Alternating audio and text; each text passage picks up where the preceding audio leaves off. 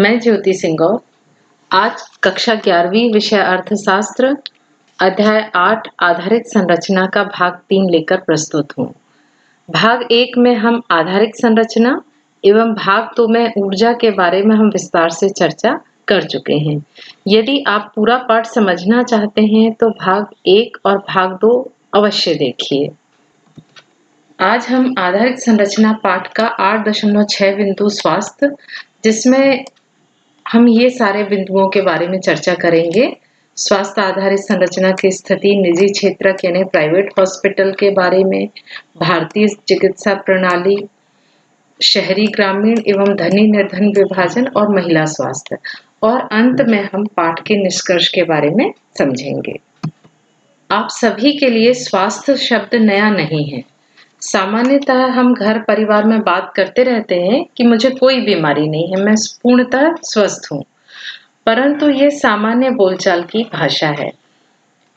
स्वास्थ्य संबंधी संस्थाएं जैसे यूएनओ, WHO ये क्या मानते हैं कि केवल हमारा स्वस्थ होना या बीमार नहीं होना भर हमको स्वस्थ शो नहीं करता, बल्कि ये मानते हैं कि शारीरिक, मानसिक एवं सामाजिक रूप से व्यक्ति जब स्वस्थ होगा तभी हम उसे स्वस्थ मानेंगे। यदि आप सामाजिक रूप से कटे-कटे रहते हैं, किसी से बात नहीं करते, आप एकांत में रहते हैं, समाज में आपको पसंद नहीं किसी से बात करना, तो इस तरह से आप WHO के अनुसार आप बीमार की श्रेणी में आएंगे। इसी प्रकार मानसिक रूप से भी यदि आप खुश नहीं हैं, चिड़चिड़े हैं, तब भी विज्ञान की भाषा में आप स्वस्थ नहीं माने जाएंगे। इस प्रकार स्वस्थ होने का मतलब शारीरिक, मानसिक एवं सामाजिक रूप से स्वस्थ होना होता है। स्वास्थ्य से हमारा मतलब केवल बीमारियों का नहीं होना नहीं, बल्कि यह अपनी कार्य क्षमता को प्राप्त करने की योग्यता है। जैसे मुझे पढ़ाई करना है और मेरा मन ही नहीं लग रहा है, मैं पढ़ ही नहीं पा रही, इसका मतलब ये है कि मेरे मानसिक स्वास्थ्य में कहीं ना कहीं कोई बीमारी जरूर है। इस तरह से मैं स्वस्थ की श्रेणी में नहीं आऊंगी। किसी भी राष्ट्र को यदि हमको सुख और समृद्ध बनाना है तो इसके लिए हमें क्या करना पड़ेगा? स्वस्थ रहना पड़ेगा।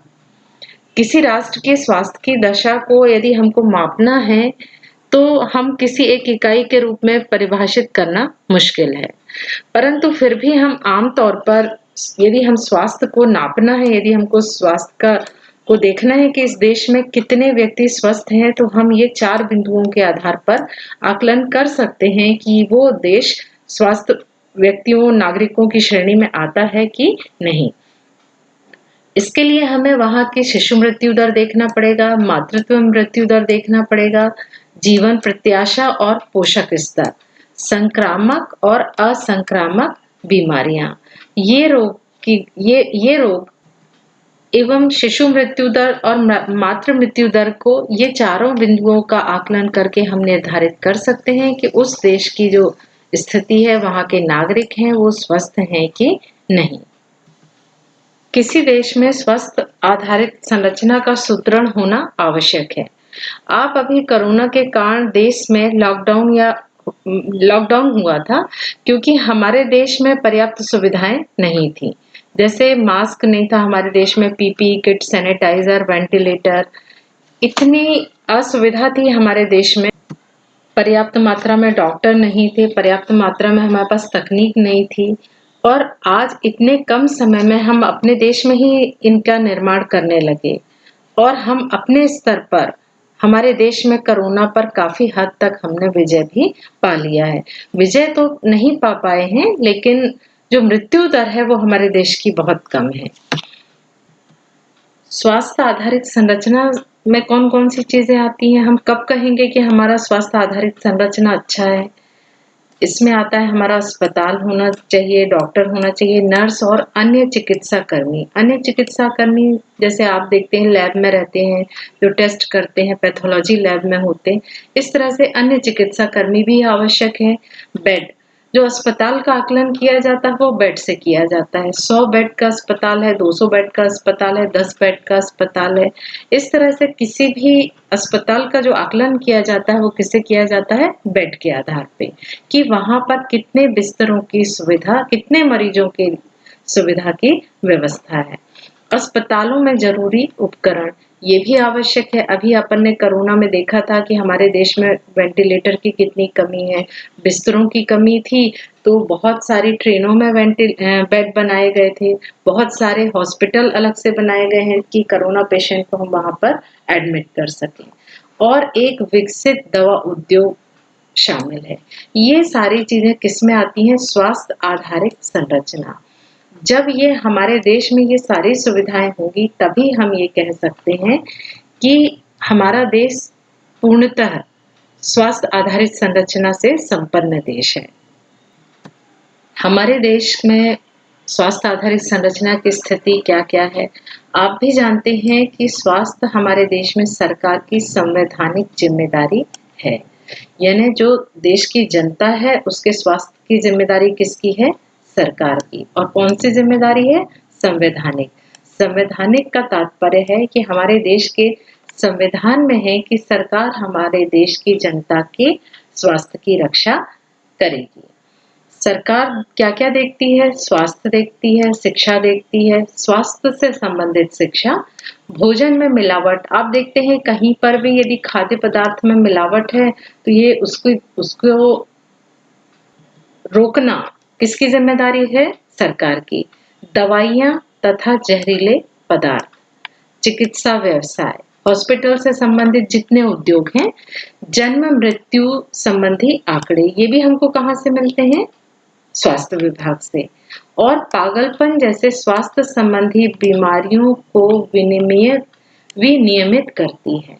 अर्थात ये जितनी चीजें हैं स्वास्थ्य से संबंधित, जितनी आवश्यक चीजें हैं, ये सभी को उपलब्ध कराना किसकी जिम्मेदारी है? सरकार की।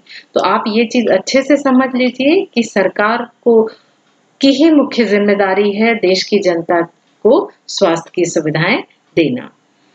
केंद्र सरकार केंद्रीय स्वास्थ्य एवं परिवार कल्याण परिषद की सहायता से नीतियां और योजनाएं बनाती है। ये काम कौन करता है? केंद्र सरकार। कौन सी सरकार करती है? केंद्र सरकार। केंद्र सरकार करती है। किसके माध्यम से? केंद्रीय स्वास्थ्य एवं परिवार कल्याण परिषद। मंत्रालय नहीं, केंद्रीय स्वास्थ्य एवं परिवार कल्याण परिषद।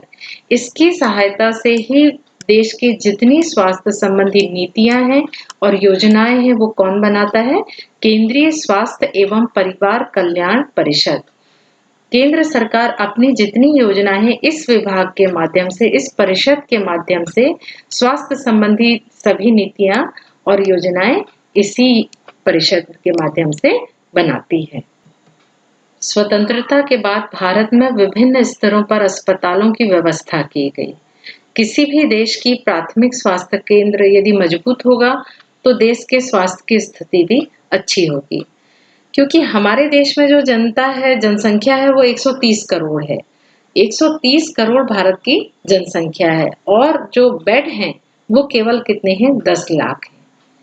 और इनको संभालने के लिए स्टाफ भी हमारे देश में पर्याप्त मात्रा में नहीं है।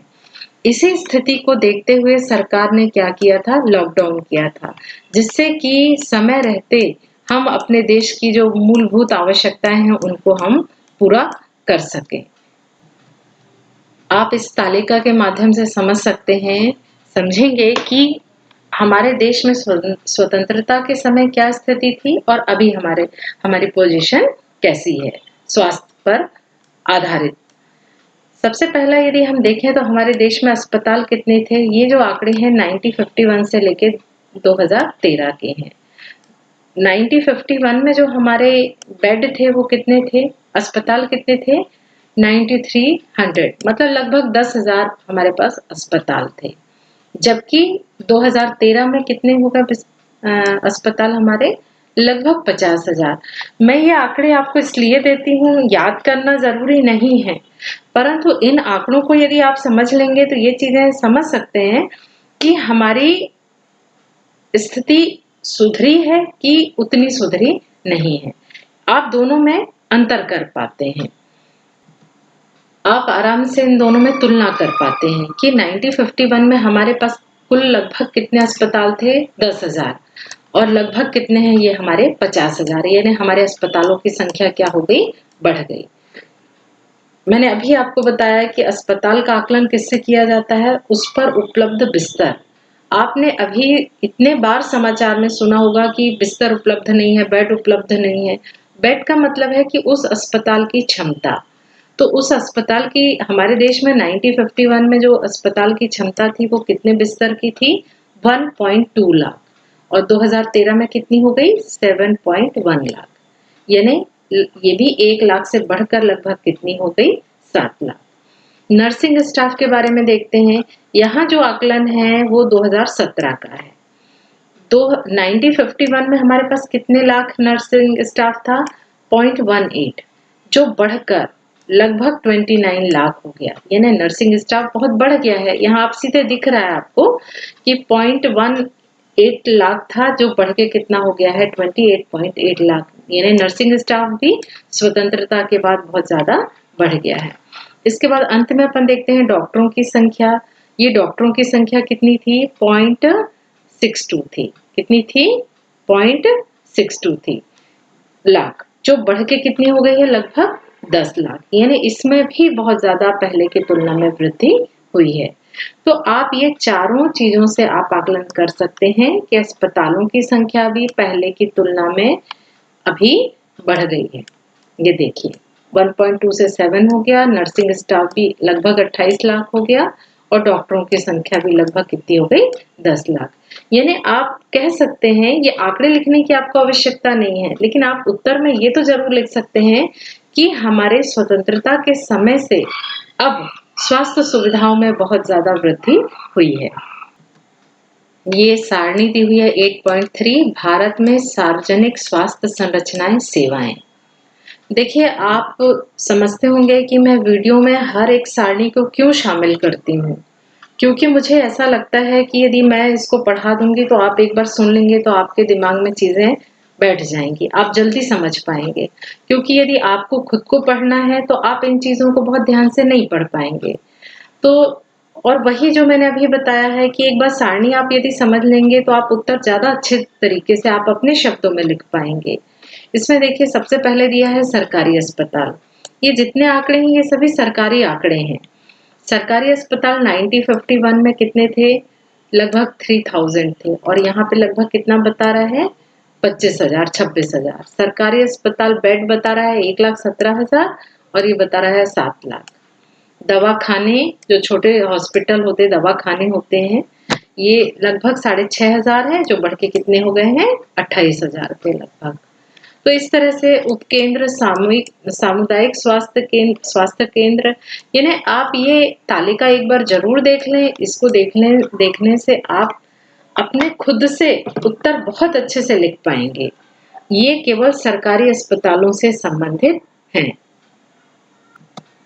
स्वास्थ्य संबंधी विभिन्न कार्यक्रमों से चेचक, स्नायु रोगों का उन्मूलन और पोलियो तथा कुष्ठ रोग का पूर्ण उन्मूलन हमारे देश से हो गया है।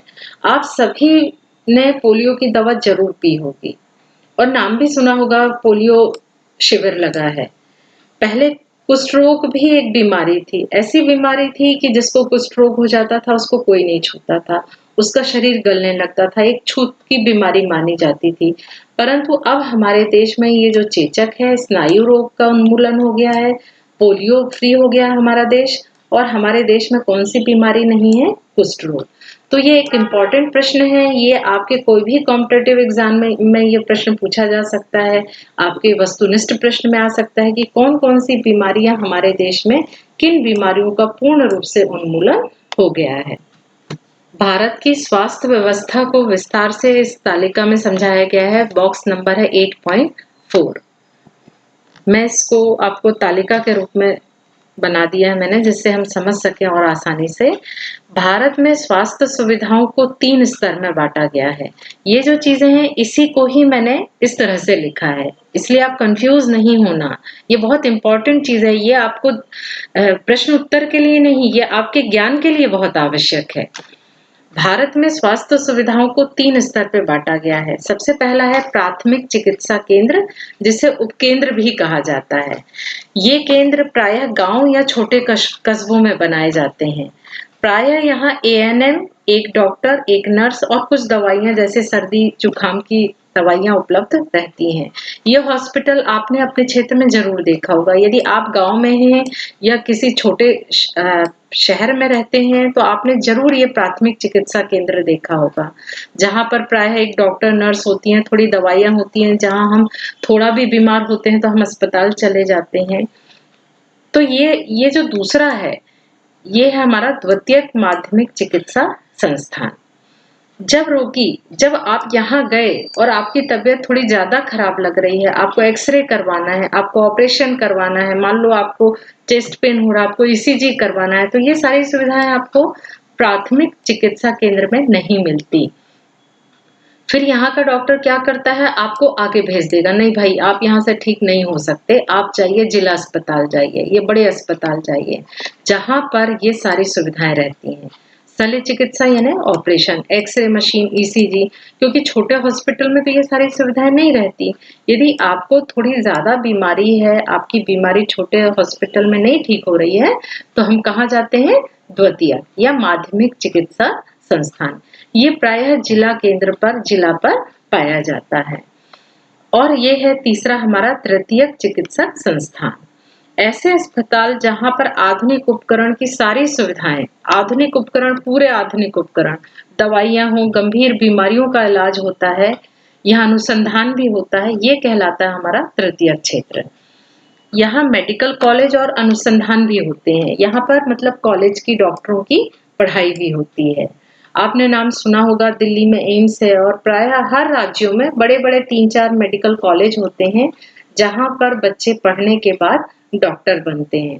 तो इस तरह से ये जो तृतीयक क्षेत्र है, अच्छा हाँ, एक बात और है, आपने ज़रूर जीवन में सुना होगा कहीं न कहीं अड़ोसी-पड़ोसी रिश्तेदारों में कि कोई ये बीमार है तो गाँव के अस्पताल गया तो उनने भेज दिया जिला के अस्पताल चले जाओ। यदि वहाँ पर भी उसको लग रहा है कि तबीयत ठीक नहीं हो रही, तो फिर वो क्या करते हैं, ये बड़े अस्पताल में भेज देते हैं। यदि कोई गंभीर बीमारी है, बड़ी बीमारी है, तो उनको कहाँ प्रेफ़र कर दिया जाता है कि आप बड़े अस्पताल चले जाओ। इस तरह से आपको जानना बहुत ज़रूरी है कि हमारे जो सरकार है उन्होंने स्वास्थ्य की 3 कैटेगरी बना के रखी है। प्राथमिक उपचार के लिए, द्वितीयक उपचार के लिए और जो बहुत बड़ी बीमारियां हैं उनके लिए तृतीयक चिकित्सक संस्थान बनाकर रखे हुए हैं। अभी तक हम जो पढ़ रहे थे वो सब सरकारी अस्पतालों के लिए था, लेकिन हमारे देश में निजी क्षेत्र में जो स्वास्थ्य की सुविधाएं हैं ये भी बहुत ज़्यादा हैं। आप सभी प्राइवेट अस्पताल जानते हैं, प्रायः हर गांव, हर शहर में होते हैं। आप यदि छोटी-सी जगह में हैं, तो वहाँ पे भी आप देखेंगे कि कोई एक व्यक्ति अपने मोहल्ले में, अपने घर पे एक डिस्पेंसरी खोल लेता है और यदि बड़ा डॉक्टर रहता है, तो वो बड़ा हॉस्पिटल खोल लेता है। तो भारत में जितने हॉस्पिटल हैं, उनमें से अधिकतर तो प्राइवेट हॉस्पिटल हैं। कितने प्रतिशत हॉस्पिटल हैं प्राइवेट? 70%। ऐसा हो ही नहीं सकता कि आप जीवन में कभी प्राइवेट हॉस्पिटल में ना गए हों, क्योंकि ये जब भी दिन-रात आपको कभी भी ज़रूरत पड़ती है, तो आप मोहल्ले के पड़ोस के किसी डॉक्टर के पास जाकर दिखाते हैं। तो ये हमारे देश में जो है निजी अस्पताल की संख्या वो कितनी है? 70% है। यानी सरकारी हॉस्पिटल से बहुत ज़्यादा, यानी सरकारी हॉस्पिटल केवल कितने होंगे? 30% और प्राइवेट हॉस्पिटल कितने हमारे? 70%। यहाँ मैंने लिखा बहिर्रोगी। आप ये शब्द, दोनों शब्दों से बहुत परिचित होना चाहिए आपको। हॉस्पिटल जाते हो तो कहीं न कहीं लिखा रहता बहिर्रोगी, अंतर्रोगी और आपके समझ में नहीं आता। ये बहिर्रोगी का मतलब होता है ऐसा मरीज़ या ऐसा हॉस्पिटल जहाँ पर हम जाकर मोहल्ले में दिखा के वापस आ जाते हैं घर। ये कहलाते हैं बहिर्रोगी। ये डॉक्टर बहुत ज़्यादा होते हैं। हर मोहल्ले में जो डॉक्टर होते हैं सामान्यतः ये बहिर्रोगी देखते हैं। वो देखेंगे, एक पर्चा लिख देंगे, प्रिस्क्रिप्शन लिख देंगे और आप उनको दिखाकर वापस आ जाते हैं। तो इस तरह से ये होते हैं हमारे बहिर्रोगी। ये कितने परसेंट है? 80%। अंतःरोगी, यदि कोई अधिक बीमार है, गंभीर बीमार है और मान लो कोई मरीज सीरियस है, तो डॉक्टर उसे क्या करते हैं? एडमिट कर देते हैं। उसे ही हम क्या कहते हैं? अंतःरोगी। अंतःरोगी का मतलब है ऐसा रोगी जिसे हम हॉस्पिटलाइज करके अस्पताल में भर्ती करके इलाज कराते हैं, वो कहलाते हैं अंतःरोगी। ये हमारे देश में ऐसे हॉस्पिटल कितने हैं जो जिनके अपना बिस्तर है, बेड है, बिल्डिंग है जिस पर वो अपने एडमिट करा लेते हैं। ये है हमारे पास लगभग 50%। 1990 के दशक में जब हमारे देश में उदारीकरण हुआ, इसके बाद हमारे देश में बहुत सारे विदेशी कंपनियां, विदेशी लोग भारत में अस्पताल खोल रहे हैं। आपने टेलीविजन, समाचारों और समाचार पत्रों में देखा होगा कि हमारे देश में बहुत अधिक संख्या में विदेशी ऑपरेशन करवाने आते हैं। गुर्दा रोग, दांत संबंधी रोग, पेट संबंधी रोग, यहाँ तक कि स्किन स्पेशलिस्ट भी हमारे देश में बहुत ज़्यादा हैं। ज़्यादा है वो तो ठीक है, लेकिन अन्य देशों की तुलना में हमारे देश में जो चिकित्सा का जो खर्च है, वो बहुत कम है, बहुत सस्ता है। क्योंकि विदेशों में बहुत अधिक इलाज में महंगा इलाज होता है और भारत में उसकी तुलना में हमारा जो डॉक्टर और जो हॉस्पिटल फैसिलिटी है वो विदेशों की तुलना में बहुत सस्ती है। इसीलिए विदेशी लोग हमारे देश में बहुत ज़्यादा इलाज कराने आते हैं। ये यहाँ पे आंकड़े दिया हुआ है, 2016 में लगभग 2 लाख से अधिक पर्यटक चिकित्सा के लिए भारत आए। यानी इतने विदेशी लोग हमारे देश में इलाज कराने आए और इसमें लगातार वृद्धि होती जा रही है। ये कह रहा है सन 2020 में भारत मेडिकल 500 अरब रुपए से अधिक की आय अर्जित कर सकता है, परंतु हम जानते हैं कि 2020 में अधिक आय अर्जित नहीं कर सकता। क्यों नहीं कर सकता? क्योंकि 2020 में आधा साल से ज्यादा हो गया। हम किससे ग्रसित हैं? कोविड से। अच्छा, एक बात और है, ये जो विदेशी पर्यटन है ये बढ़ता ही जा रहा है। हमारे देश में जो अफ्रीका है, हमारे देश की जो दवाइयाँ हैं अफ्रीकी देश बहुत निर्यात होती हैं। नाइजीरिया है, मिस्र है, हम सबसे बड़े दवा निर्यातक के रूप में हैं। इस तरह से हमारा चिकित्सा उद्योग बहुत उन्नति कर चुका है। हमारे देश में बहुत से सरकारी और निजी अस्पताल, जैसे आपने नाम सुना होगा, अपोलो हॉस्पिटल है, मैक्स हॉस्पिटल है, कोकिलाबेन हॉस्पिटल है, टाटा हॉस्पिटल है। पूरे भारत के लोग यहाँ कैंसर का इलाज कराने आते हैं। आपने भी सुना होगा ये टाटा हॉस्पिटल के बारे में। तो इस तरह से जो हमारे कुछ हॉस्पिटल हैं जो पूरी दुनिया में प्रसिद्ध हैं। कुछ ऐसी संस्थाएं भी हमारे देश में काम कर रही हैं जिनका मुख्य उद्देश्य केवल समाज के ऐसे लोगों को, जरूरतमंद लोगों को सहायता करना है जो स्वास्थ्य पर खर्च नहीं कर पाते। ऐसी ही कुछ संस्था का नाम दिया है स्वनियोजित महिला समिति अहमदाबाद, और ये नीलगिरी का है अकॉर्ड। और एक यहाँ पे दिया है मध्य प्रदेश में दुर्ग के छत्तीसगढ़ श्रमिक संघ श्रमिकों के द्वारा इतने 1983 में एक अस्पताल बनवाया गया। अच्छा, एक और नाम है यहाँ पे शाहिद अस्पताल का। इस संबंध में सर्वाधिक अग्रणी और सुविख्यात पहल शाहिद अस्पताल ने की। यानी ये हॉस्पिटल और ये संस्थाओं के नाम इसीलिए यहाँ दिया है कि ये बहुत कम खर्च में जरूरतमंद को सहायता उपलब्ध कराते हैं। तो इस तरह से बहुत सारी संस्थाएं हमारे देश में काम कर रही हैं जिनका उद्देश्य लाभ कमाना नहीं है। सारणी 8.4, जिसमें अन्य देशों की तुलना में भारत में स्वास्थ्य सूचक। आप इस तालिका के आंकड़े बिल्कुल याद मत करिए, परंतु आपको अपने पड़ोसी देश या अन्य देशों से हमारे स्वास्थ्य की स्थिति की तुलना करना भी आवश्यक है। सबसे पहला दिया है शिशु मृत्यु दर 1000 जिंदा शिशु पर। ये 2018 के आंकड़े हैं कि 1000 जिंदा शिशु का जो रेशियो है, शिशु मृत्यु दर, ये भारत में कितना है? 30 है। चीन में कितना है? 7.4, अमेरिका में 5.6 और श्रीलंका में 6.4। अब आप देखिए मृत्यु दर कहाँ ज्यादा है, सबसे अधिक कहाँ है? भारत में। यहाँ तक कि श्रीलंका की कितनी कम है? 6.4 है और भारत में शिशु मृत्यु दर सबसे अधिक है। प्रति 1000 जन्म लेने वाले शिशु में कितने शिशुओं की मृत्यु हो जाती है? 30 शिशु की। जबकि चीन में देखिए 7, 5 और यहाँ पर 6। इनकी तुलना में भारत की स्थिति ठीक नहीं है। 5 वर्ष से नीचे मृत्यु दर, यानी जो बच्चे 5 वर्ष के होते हैं उससे पहले कितने बच्चे मर जाते हैं? ये देखिए 36.6, यानी लगभग 37%। यहाँ 8.65 और 7.4। यानी चीन और अमेरिका, श्रीलंका, इसकी तुलना में भारत की जो पोजीशन है वो ठीक नहीं है। यहाँ मृत्यु दर कितनी अधिक है? प्रशिक्षित परिचारिका द्वारा जन्म, यानी जो एक गर्भवती महिला है उनको कितने प्रतिशत महिलाओं को हॉस्पिटल मिल पाता है?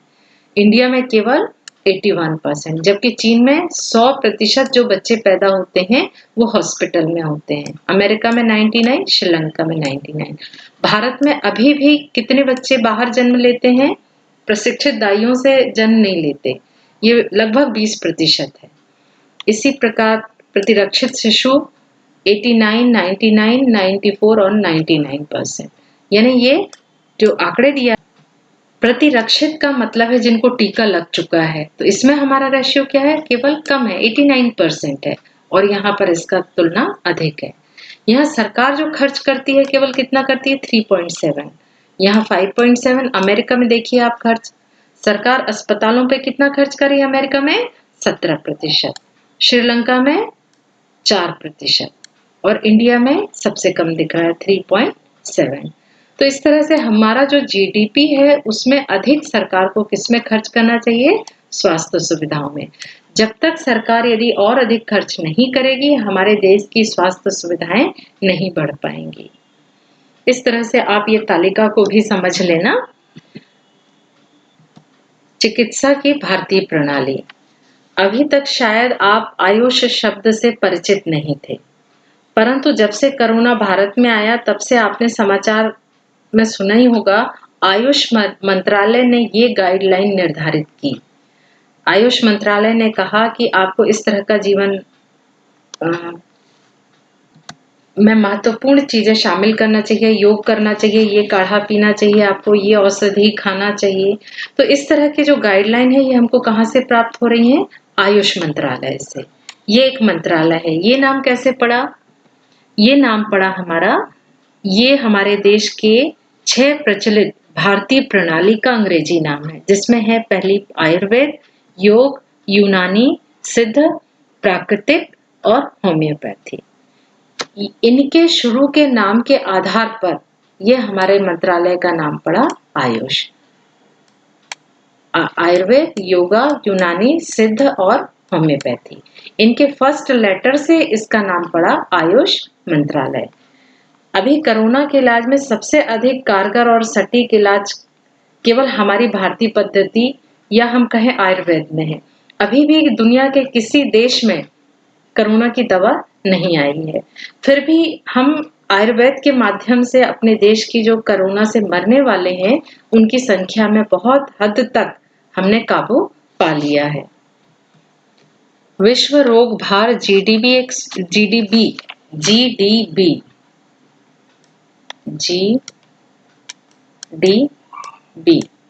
ये आपकी पुस्तक में दिया है, परंतु मैंने इसलिए नहीं लिया, आप सोचेंगे कि मैडम एक भी वर्ड नहीं छोड़ती हैं। मैं लेना तो चाह रही थी, लेकिन आपको लगता कि मैडम हर एक शब्द का विश्लेषण बताती हैं। इसको हम कहते हैं विश्व रोग भार, जीडीबी। ये एक सूचक है, यानी एक तरह से थर्मामीटर है। ये क्या थर्मामीटर है कि हमारे देश में कितने लोग किस बीमारी से मर रहे हैं, उसका पता हम किससे लगाते हैं? जीडीबी से। विश्व रोग भार सूचक, इसे क्या कहते हैं? विश्व रोग भार सूचक। हमारे देश में अभी भी बहुत अच्छी स्थिति नहीं है। प्रत्येक वर्ष 5 लाख बच्चे जल संक्रमित रोगों से मर जाते हैं। यानी प्रदूषित पानी के वजह से हमारे देश में कितने बच्चे मर जाते हैं? 5 लाख। कुपोषण और टीके की दवा की अपर्याप्तता, यानी कुपोषण यानी उनको पौष्टिक भोजन नहीं मिलता, और बीमारियों के लिए बच्चों को जो टीके लगने चाहिए हमारे देश में उतने उपलब्ध नहीं है। इन दोनों के कारण, कुपोषण और टीके के कारण, हमारे देश में प्रत्येक वर्ष कितने लोग मरते हैं? कितने बच्चे? 22 करोड़। और हमारे देश में 20% से भी कम जनसंख्या स्वास्थ्य सुविधाओं का उपभोग करती है। अब ये आंकड़े देख के तो आपको डर लग रहा होगा कि हमारे देश में केवल 20% लोग हॉस्पिटल का उपयोग करते हैं, बाकी जो 80% लोग हैं इनका हॉस्पिटल से कोई लेना देना नहीं है। यानी आज भी हम केवल कितने लोगों तक सुविधा पहुंचा पा रहे हैं? 20% तक। इस तरह से हम कह सकते हैं कि हमारे देश में, वैसे भी हमारे देश में जो अधिकांश मौतें होती हैं वो डायरिया से, इन्फेक्शन से, अब तो बहुत मौतें होने लगी हैं वायु प्रदूषण से, कैंसर से, एक्सीडेंट से, तो हम ये कह सकते हैं कि अभी भी हमारे देश का जो स्वास्थ्य का स्तर है वो बहुत अच्छा नहीं है। उसमें बहुत अधिक सुधार की आवश्यकता है। आप अच्छे से जानते हैं, बचपन से पढ़ते आए हैं कि भारत की ज़्यादा जनसंख्या गाँव में रहती है। भारत की 70% जनसंख्या जो है अभी भी गाँव में रहती है, जबकि जो स्वास्थ्य की स्थिति है वो गाँव में अच्छी नहीं है। ये आंकड़े देख के आप समझ जाएंगे। ग्रामीण इलाके में प्रत्येक 1 लाख लोगों में केवल कितना अस्पताल है? 1 अस्पताल भी नहीं है। कितना है? 0.36। 1 लाख लोगों में, 1 लाख जनता है यदि गांव में, तो उन 1 लाख जनता के बीच में 1 अस्पताल भी नहीं है। जबकि शहरी इलाके में देखिए आप, 1 लाख लोगों में कितने हॉस्पिटल हैं? लगभग 3.5 हॉस्पिटल है। 1 लाख लोगों में कितने हॉस्पिटल हैं? 3.5। कहाँ पर? शहरी इलाके पर। जबकि गांव में 1 हॉस्पिटल भी 1 लाख लोगों में नहीं है। इसका कारण क्या है? इसका कारण तो सबसे बड़ा ये है कि सरकार बच्चों पे जो डॉक्टर बनते हैं, मेडिकल कॉलेज में पढ़ते हैं, उन पे बहुत खर्च करती है। और जब डॉक्टर पढ़ के निकलते हैं तो उनसे शपथ लिया जाता है कि वो गांव में गरीबों की सेवा करेंगे, जरूरतमंद को उपचार करेंगे, परंतु सच्चाई कुछ और ही है। जैसे ही डॉक्टर की पोस्टिंग होती है और यदि वो गांव में उनको पोस्टिंग मिल गई तो वो नौकरी छोड़ देते हैं और किसी शहर में अपना हॉस्पिटल खोल लेंगे या डिस्पेंसरी खोल लेंगे।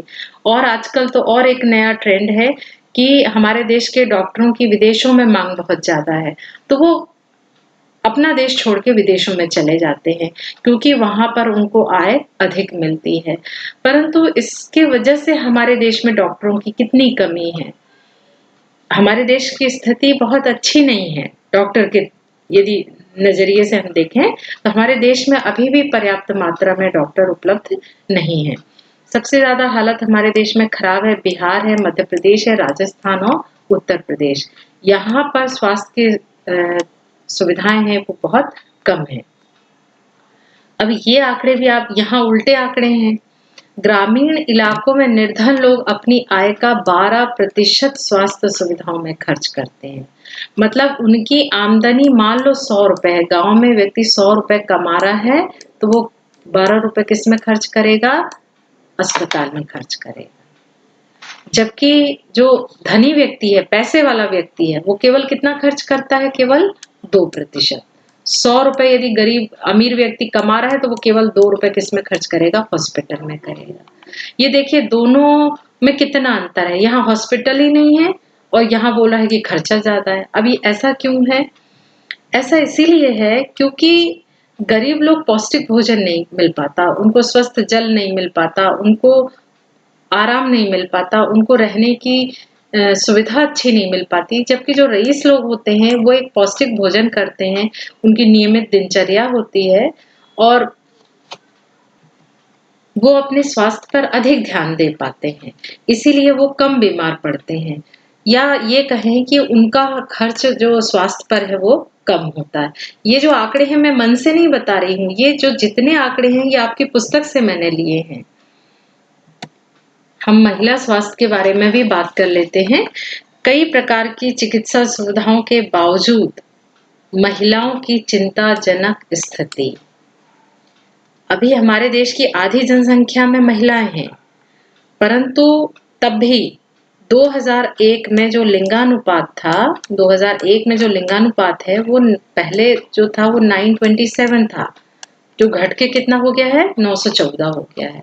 914 ये क्या हो गया है? 1000 लड़कों के तुलना में लड़कियों की संख्या कितनी है? 914। यानी आज भी हमारे देश में लिंग भेद चल रहा है, लड़का और लड़की वाली बात। लड़के हमारे देश में 1000 हैं, उनके तुलना में हमारे देश में लड़कियों की संख्या कैसी है? कम है। केवल कितनी है? 914 है।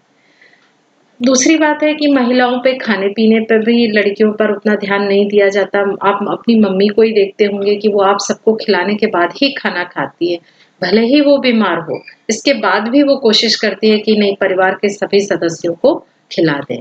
इस तरह से हम ये देखते हैं कि जितनी महिलाएं हैं 50% महिलाओं में तो खून की कमी पाई जाती है और जितनी महिलाओं की जो मृत्यु दर है ज्यादातर वो किसकी वजह से होती है? खून की कमी की वजह से। यदि हमको स्वस्थ भारत का सपना यदि हमको साकार करना है तो महिला स्वास्थ्य पर विशेष ध्यान हमको देना पड़ेगा। अब अध्याय 8 का अंतिम बिंदु है हमारा 8.7 निष्कर्ष। यानी ये जो निष्कर्ष है हम ये तीनों पाठ का निष्कर्ष कर रहे हैं, पूरे पाठ का निष्कर्ष पढ़ रहे हैं। इस पाठ का संपूर्ण निष्कर्ष हम देखते हैं तो एक देश के विकास में सामाजिक और आर्थिक विकास के लिए आधारित संरचना होना बहुत आवश्यक है। आधारित संरचना के निर्माण में महत्वपूर्ण प्रगति की है पहले की तुलना में, लेकिन उनका वितरण असमान है। आपको मैंने पहले वीडियो में बताया था कि केरल है, गुजरात है या महाराष्ट्र है या कर्नाटका है, इन राज्यों में अलग-अलग तरह की सुविधा है। तो पंजाब है, हरियाणा है, ये राज्य हमारे अन्य राज्यों की तुलना में, उत्तर प्रदेश है, मध्य प्रदेश है, बिहार है, इनकी तुलना में दूसरे राज्य बहुत उन्नति कर चुके हैं। क्योंकि जो आधारित संरचना है उसका वितरण है वो कैसा है? असमान है। ग्रामीण भारत में दूरसंचार, स्कूल और अस्पतालों का आज भी अभाव है। इस तरह से हमको आधारित संरचना पर सरकार को अधिक से अधिक खर्च करना चाहिए, तभी हम विकसित देश की श्रेणी में आ पाएंगे। पाठ के अंत में संपूर्ण पुनरावर्तन दिया रहता है। आप इसको जरूर देखा करें क्योंकि ये देखना बहुत आवश्यक है। इससे क्या फायदा होगा आपको? आपको ये फायदा होगा कि पूरे पाठ का रिवीजन आप इतने बिंदुओं में कर लेंगे। एक बात और है, ये इसीलिए यहाँ दिए हैं कि ये सभी बिंदु बहुत इम्पोर्टेंट हैं। पूरे पाठ के जो इम्पोर्टेंट बिंदु हैं, उनको ये पुनरावर्तन में डाल देते हैं। तो आप यदि इनको पढ़ेंगे तो आपको ये भी समझ जाएंगे आप कि इस पाठ के जो इम्पोर्टेंट बिंदु हैं, महत्वपूर्ण बिंदु हैं, वो कौन-कौन से हैं। इसीलिए आप हमेशा ये बिंदु जरूर पढ़ा करिए। आप यदि ये पाठ पूरा समझना चाहते हैं तो तीनों पाठ आप जरूर देखिए और डिस्क्रिप्शन बॉक्स में आपको मैं लिंक दे दूंगी और आप कमेंट जरूर करें कि मैं अपने पढ़ने की जो आपको पढ़ा रही हूँ इसकी विधि में कोई परिवर्तन करना है, क्योंकि मुझे तो ये लगता है कि आपको पूरे पाठ का ज्ञान होना चाहिए, इसीलिए मैं आपको इतना विस्तार से पढ़ाती हूँ और इत्मीनान से पढ़ाती हूँ। परंतु आप भी कोशिश करिए, यदि पाठ पूरा पढ़ना है तो पूरे पाठ देखा करो और मेरे वीडियो को देखने के लिए आप पुस्तक जरूर साथ में रखा करो, क्योंकि मैं सिर्फ और सिर्फ आपकी पुस्तक के आधार पर आपको पढ़ा रही हूँ। धन्यवाद।